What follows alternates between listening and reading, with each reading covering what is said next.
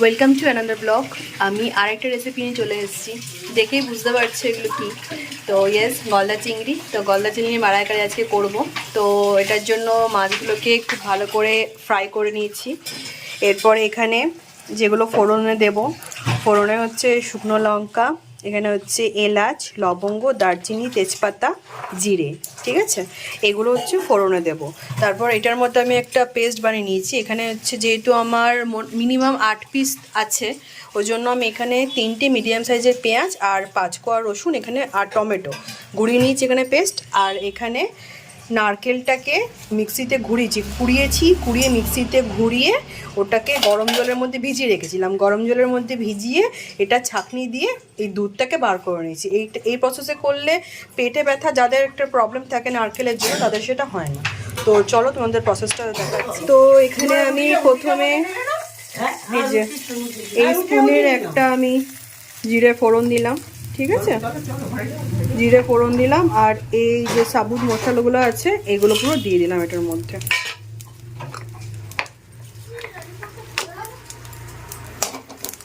হালকা একটু নাড়িয়ে দেবো। এবারে তেল বেশি দিইনি, তেল যেটুকু আছে সেটুকুতেই করছি, ঠিক আছে। দেখো ফুটফুট করে সব ফুটছে, দেখতে পাচ্ছ। দিয়ে এটা এরপরে দাঁড়াও, এখানে ওই পেস্টটা দিয়ে দিলাম। এরপরে একটু নাড়াচাড়া করব। এটার মধ্যে জিরে গুঁড়ো দেবো। একটু তেলটা ছেড়ে এলে তারপরে এই নারকেলের দুধটা দেব। ফুটে গেলে মাছগুলো দিয়ে দেবো, ঠিক আছে। তো এটা চলো, এটা একটু নাড়াচাড়া করি, তেলটা ছেড়ে আসুক। এখানে এবার একটু নুন দেবো, হ্যাঁ, স্বাদ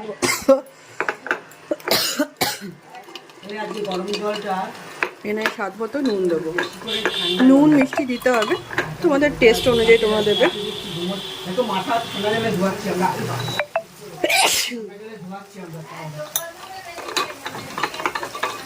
নুনটা দিয়ে দিলাম এখানে।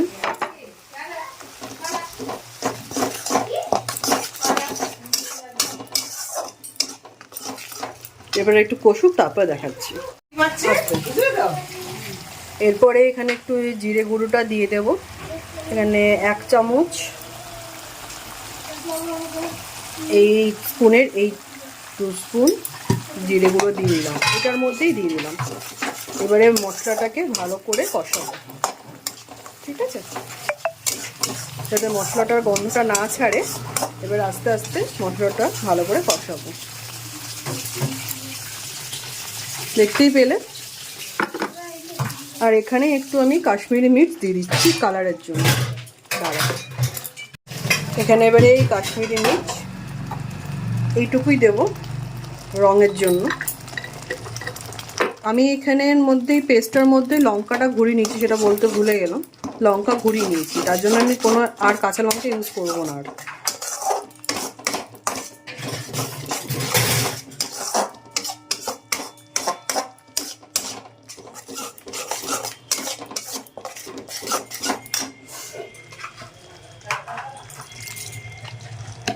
একটু জল দিয়ে দিয়ে কষাবে, তাহলে দেখবে মশলাটা লাগবে না, কোনো পোড়া গন্ধ ছাড়বে না। আমি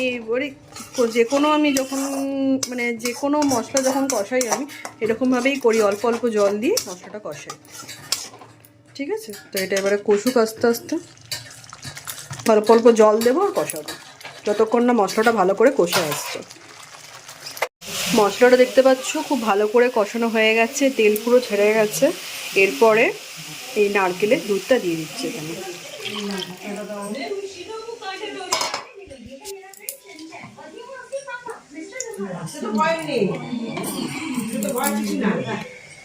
নারকেলের দুধটা এই ভালো করে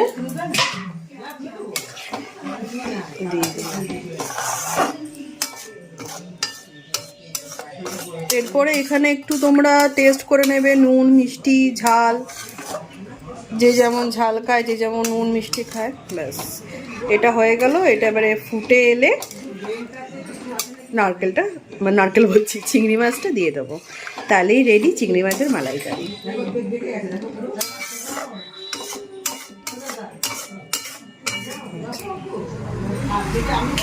এটা এবার একটু ফুটে আসুক, তারপর নারকেলগুলো দিয়ে দেবো, মানে বারবার নারকেল বলছি, চিংড়ি মাছটা দিয়ে দেবো।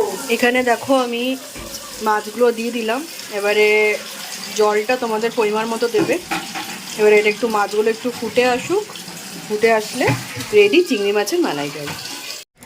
নামানোর আগে এই গরম মশলার গুঁড়োটা জাস্ট একটু ছড়িয়ে দেবো এটার মধ্যে, তাহলেই রেডি চিংড়ি মাছের মালাইকারি। এই মাছগুলো একটু সিদ্ধ হওয়ার জন্য রেখেছি, ব্যাস গরম মশলাটা ছড়িয়ে দিলাম, তো রেডি চিংড়ি মাছের মালাইকারি।